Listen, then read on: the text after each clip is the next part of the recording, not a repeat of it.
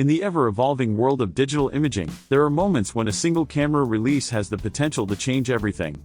Nikon, a brand with a long history of shaping the photography and videography industries, may be on the cusp of one such moment.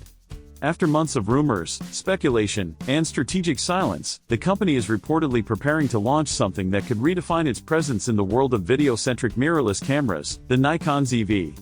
Though the name has been circulating quietly, the implications behind it are generating serious excitement, and possibly, a turning point for Nikon's video ambitions.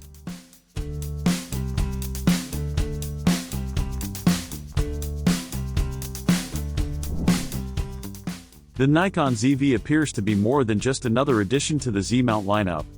It represents a shift in focus, a sign that Nikon is finally ready to dive headfirst into the world of serious video production.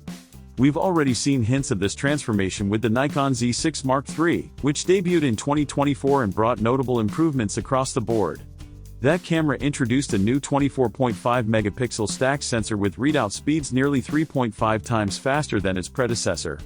Paired with the latest APS-C image processor, the Z6 III delivered 6K video at 60 frames per second and 4K at 120 FPS, specs that clearly signaled Nikon's growing emphasis on video performance. However, despite these advances, the Z6 Mark III didn't quite enter the territory of a true video-focused powerhouse. It was a solid hybrid camera, excellent for stills and capable in video, but it stopped short of being a tool tailored for filmmakers and content creators. That's where the Nikon ZV comes in. This rumored model aims to take the strong foundation laid by the Z6 III and build upon it, potentially pushing Nikon into the elite circle of video-first camera manufacturers. In terms of design, the Nikon ZV is rumored to draw heavy inspiration from the Sony FX3, a compact, cinema-oriented camera that has become a favorite among professional filmmakers. If these reports are accurate, the Nikon ZV could feature a similar form factor, compact, rugged, and stripped down to focus entirely on video functionality.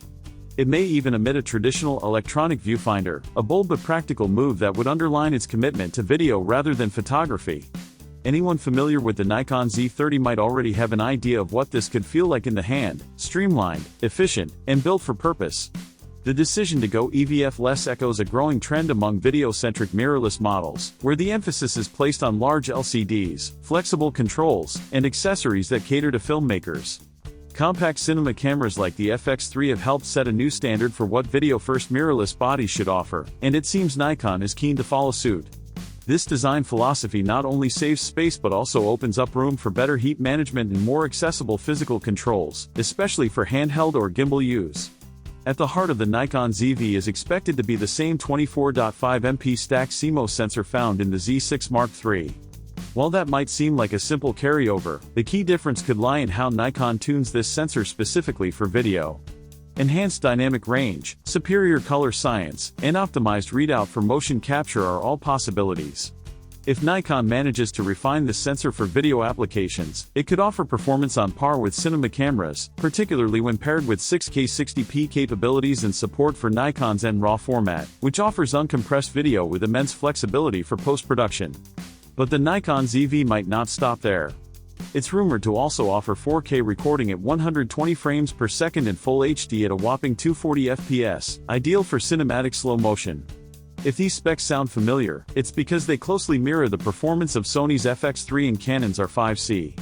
However, Nikon seems poised to add its own twist, potentially offering superior heat management, in-body image stabilization, and electronic VR for smooth, stable footage even in handheld or run-and-gun scenarios. For filmmakers, those extra touches could make a big difference in real-world usability. One of the more intriguing possibilities is the inclusion of features typically reserved for higher-end cinema gear: anamorphic support, customizable aspect ratios, and even true shutter angle control. These aren't just nice-to-haves, they're critical tools for filmmakers aiming to create professional-grade content without relying on external workarounds. With cameras like the Panasonic GH6 offering some of these features, Nikon may be planning to match or even exceed them in the ZV.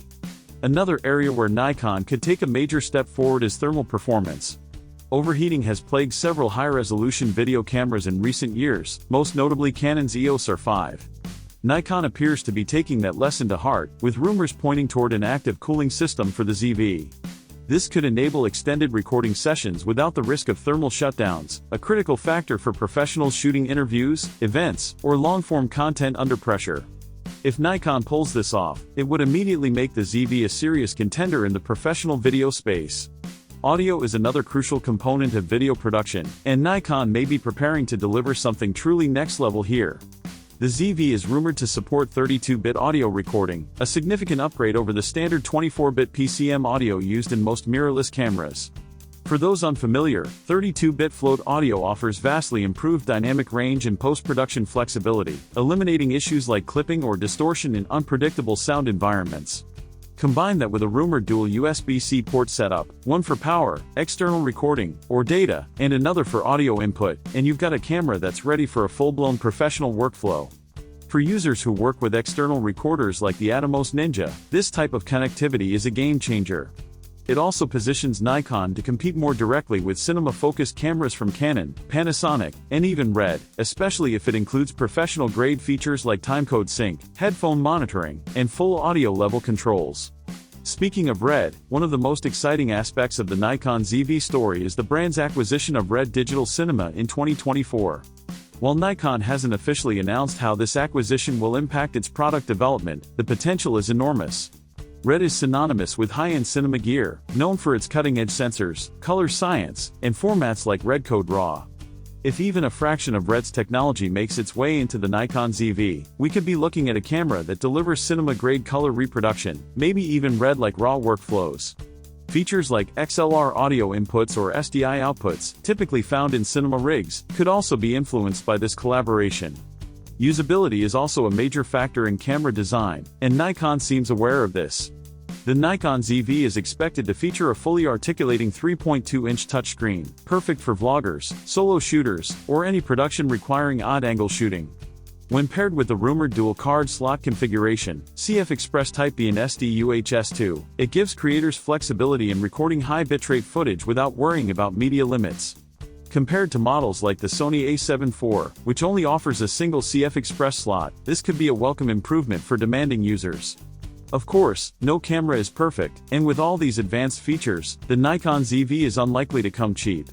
The pricing is expected to land in the premium category, potentially out of reach for casual shooters or beginners. However, for professionals and serious content creators, the price may be justified by the sheer level of performance and flexibility on offer. It's essentially a compact cinema camera disguised as a mirrorless body, ready for anything from YouTube productions to commercial film work. As for the release timeline, current expectations point to a Q3 or Q4 2025 launch. That's still a few months away, but given the scope of what Nikon seems to be building, the wait could very well be worth it. If Nikon delivers on even half of what's rumored, the ZV could quickly become a go-to tool for filmmakers, documentarians, and content creators who want cinema-level results without the size, complexity, or price of traditional film cameras. In a market saturated with capable hybrid cameras, Nikon's rumored ZV is shaping up to be something different, something bold. It's not about playing catch-up anymore. With the power of the Z6 III sensor, potential enhancements from Red, and a clear focus on video-first design, Nikon appears ready to challenge industry leaders on their home turf. The Nikon ZV could very well be Nikon's strongest move yet into the world of professional video. As always, we'll be keeping a close eye on this developing story. If the Nikon ZV lives up to the hype, it might just redefine what we expect from mirrorless video cameras. Stay tuned for more updates, and let us know what you hope to see when Nikon finally lifts the curtain.